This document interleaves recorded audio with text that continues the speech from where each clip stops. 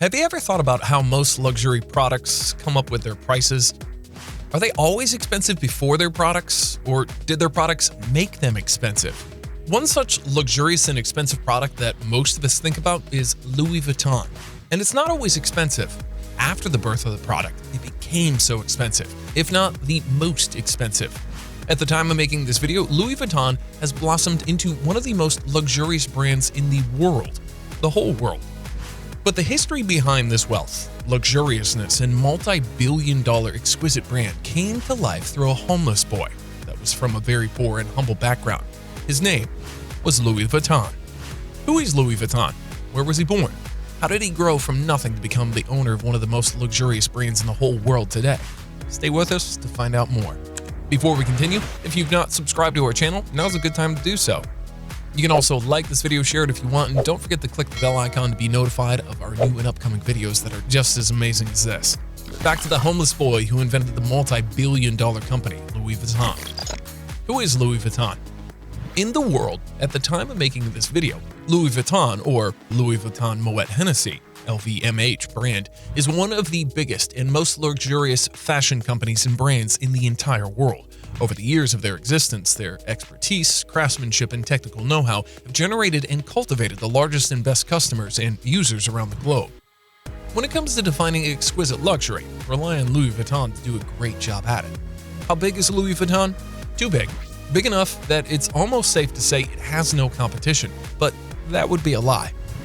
It does have competition, but somehow also has managed to partner with potential rivals like Marc Jacobs, Tag, Dior, Fendi, Sephora, Tiffany & Company, and even Hublot. If there isn't a strategy to keep competition at bay, then what is it? Hearing how big and successful the Louis Vuitton brand and business is may lead people into believing that the company started as a big one, but the reverse is the case.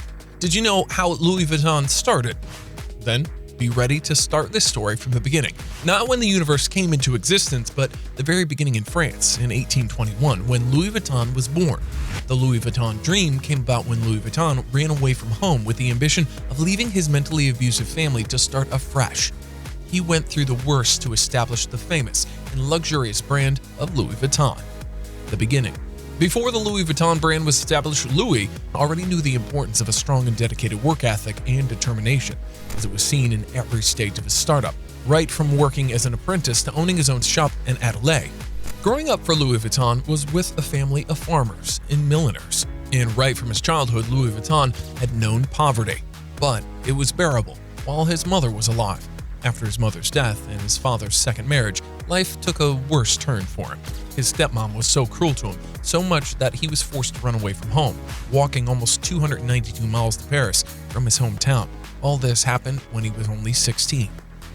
When he went to Paris, it was still not rosy for him. Although he did some small menial jobs, it was still very difficult to make ends meet, as most of the pay was barely able to afford him 3 square meals.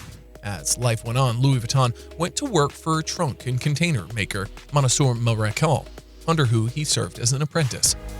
Maréchal taught Louis Vuitton all he needed to know about trunks and durable container making, that in no distant time Louis Vuitton was a master in the field.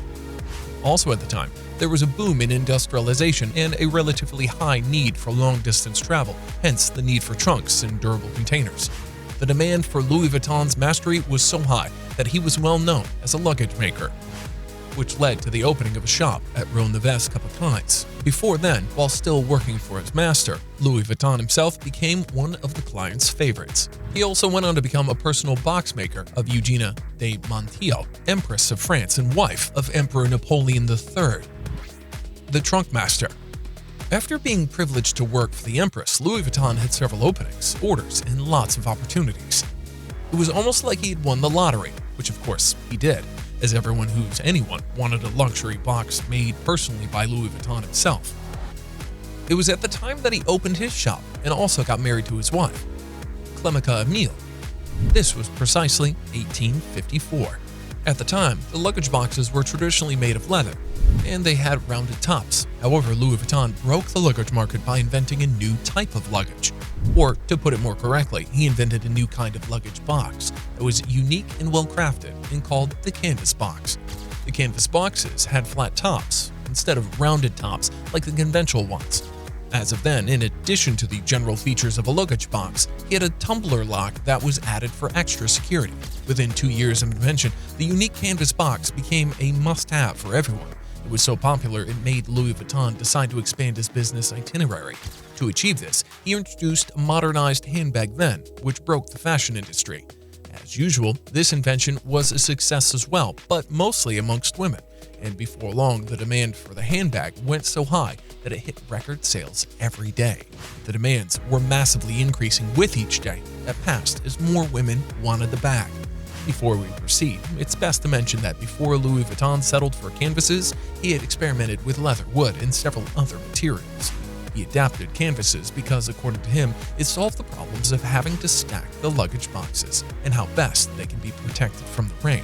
With orders continually flooding in, even from across the world, Louis Vuitton had to keep up with so much that it led him to open an atelier in another suburb of Paris, France, on the Seine, in the year 1859. Throughout the decades, his atelier has been expanded, and even at the time of making this video, products are still being produced, crafted, and designed in this atelier. Roadblocks to success. As the Louis Vuitton business and brand was growing, it soon met some unfortunate and unforeseen phases, many of which we're not sure Louis Vuitton ever envisioned. These phases did not only wreak havoc on Louis Vuitton's business name or brand, but the entire country and the Vuitton family.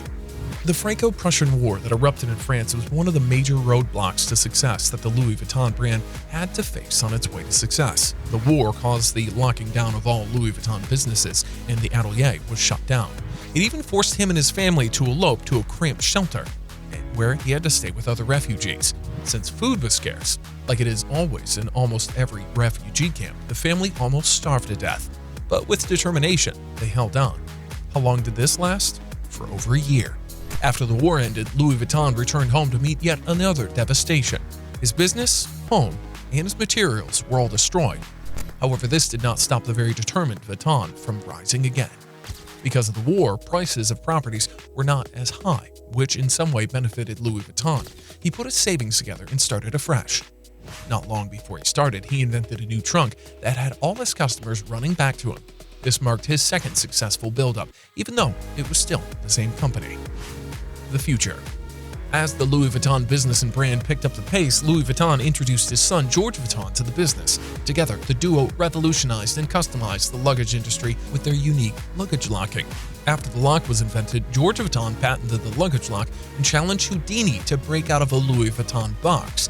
This challenge Houdini declined, which went on to prove how effective the lock was.